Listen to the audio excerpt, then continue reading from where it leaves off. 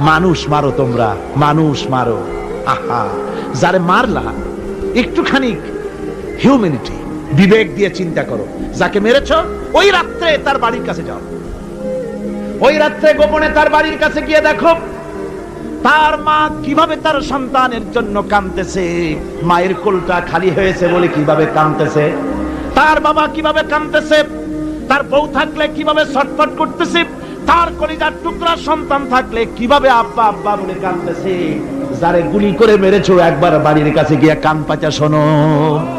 মনে রাখো যুবক, সন্ত্রাসীরা শুনে রাখো, অস্ত্র দিয়া মানুষকে যারা মেরেছো, আল্লাহর কসম করে বলি যেভাবে মেরেছো ওইভাবে তোমাকেও নিহত হতে হবে, কোনো সন্দেহ নাই। বাড়িতে গিয়ে ডায়েরিতে লিখে রাখো আমার কথা।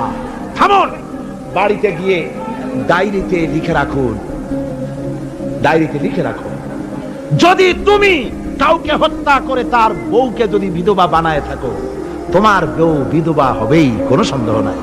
তুমি যদি কারো ছেলেকে এতিম বানায় থাকো, তোমার ছেলেকে আল্লাহ এতিম বানায় রাস্তায় ভিক্ষা করায় ছাড়বেন।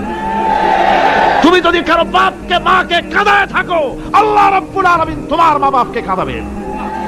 তুমি যদি বেয়নটের খোঁচা দিয়া, ড্যাগারের খোঁচা দিয়া একটা মানুষকে যদি বুক ফেড়ে থাকো, তোমার বুকটা ঝাঁঝরা করে দেওয়ার মতো অস্ত্র আল্লাহ তৈরি করে রেখেছে।